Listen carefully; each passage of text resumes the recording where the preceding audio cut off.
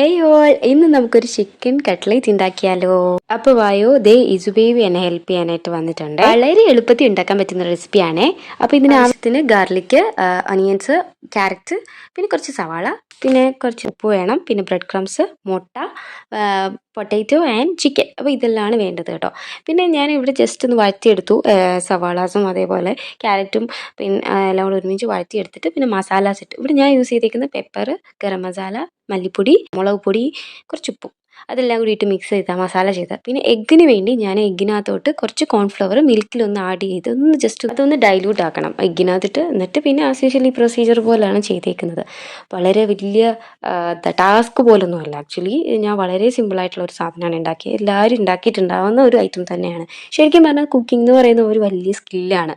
എനിക്ക് ആക്ച്വലി അങ്ങനെയൊന്നും ഇല്ല, പക്ഷേ ഇതുപോലെ നമുക്ക് ആവശ്യം വരുമ്പോൾ ഉണ്ടാക്കണമല്ലോ, അങ്ങനെയാണ് ഞാൻ ഇതിലൊക്കെ ഇൻവോൾവ് ആയിരിക്കുന്നത്. അപ്പോൾ ബൈ ബൈ.